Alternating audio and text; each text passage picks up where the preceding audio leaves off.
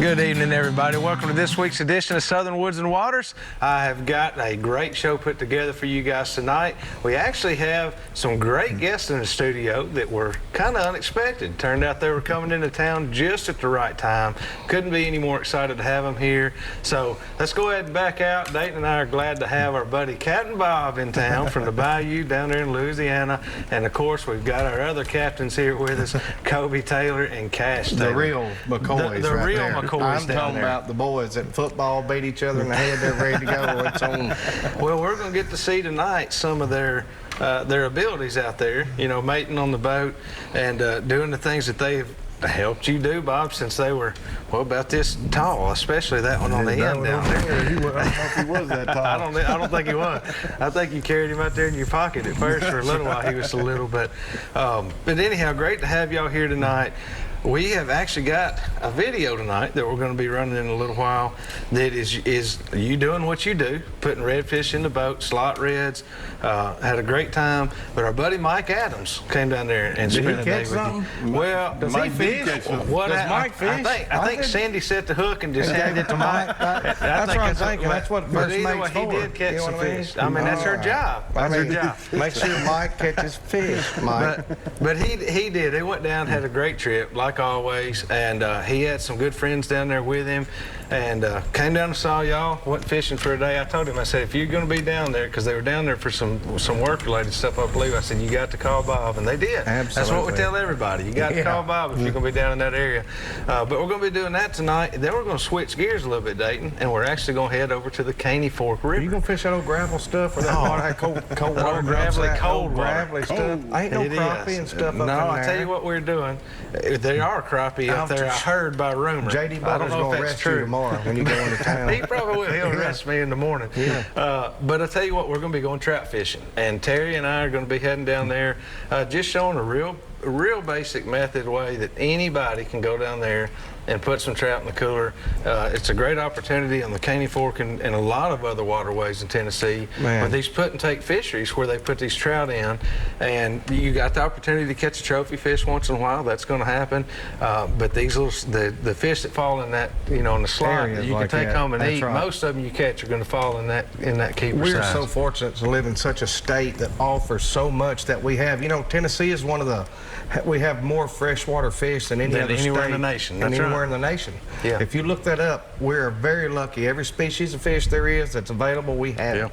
You don't have to go far for muskie, walleye, sauger, bluegill, shellcracker, crappie, whatever you want, we have it here in the state of Tennessee. Species you That's can right. want. You know? World record walleyes. So, I mean, y'all like the freshwater and our saltwater. that's right. Yeah, I mean, this is it. If you want to catch them, you come to Tennessee. It is, and we've got some shows coming up over the next few weeks. Going to be showing a few more things of that, and we're looking forward to this coming weekend. I won't say where we'll be yet. You guys will know soon enough. But we get to guide the guide. The guide. So looking forward to that. We're going to get them out this weekend, see if we can't put some fish in a kayak. So that's going to be a good time. Looking forward to that. Right, it's going to be fun. Man, there's a lot going on in the outdoor world, guys. I mean, this coming up. Y'all know what happens tomorrow, right? So velvet season, if you're a deer hunter, Don't get your back strips ready yet.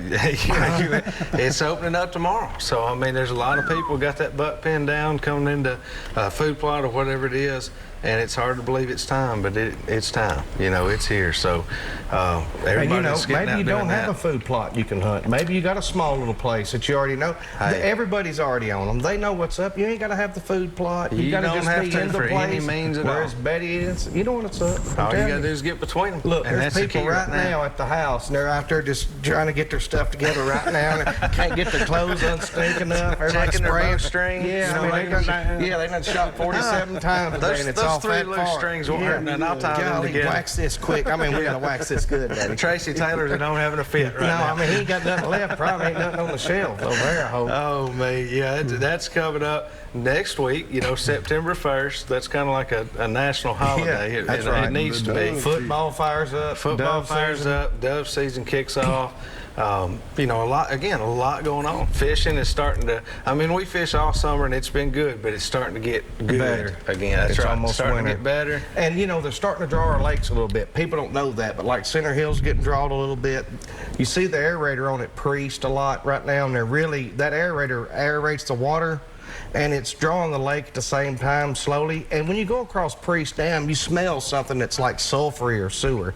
Priest is full of sulfur springs, so you have sulfur water in that lake. That's why you smell that when you drive over the dam. We've had a lot of people that we've had conversations, and Dayton taught me that years ago, but he's absolutely right. But when you drive down I-40 and you smell that sulfur, it's because they're pulling, it's coming out of them sulfur springs. Right, the sulfur springs in the lake. Going over top of the dam. So them hybrids and stripers and Priest. Wide open. Man, wide open. We had a show last week. As a matter of fact, you know, a lot of you guys saw, but we did a hybrid trip with Daniel Brown. Took Nealon out with us. Yeah. Had a great day, and you know, they're schooled up right now.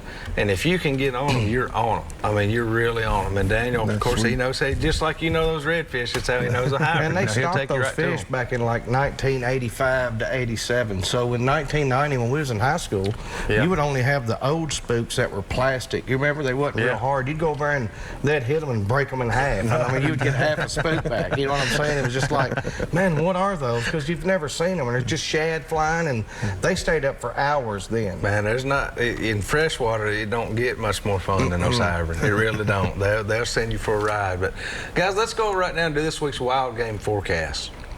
This week's Wild Game Forecast is being sponsored by our friends over at Wilson Bank and Trust. You guys can stop in and see them at over 30 Middle Tennessee locations. They've been taking care of all your banking and financial needs for over 30 years. Stop into one of their branches and be sure to tell them thank you for all they do for us here at the show. All right, guys, well, we've gotten a little bit into it, but wild game forecast, it's going to be warm for the deer hunters this weekend. I mean, that's expected, no problem. It's going to be a late evening deal. Some people will get out early morning. Myself, I'm a late evening only in bow season, kind of, you know, a lot of times they're feeding all night and it's hard to get to them, but some places you can. That's right. But that, you know, that'll be off and on. I think the fishing will be real good this weekend. Well, here's the deal about fishing right now. It's that time of year, all the minnows are going in the back of the creeks like at Old Hickory. You go in the back of Old Hickory Lake, and I mean, it looks like a carpet of bait.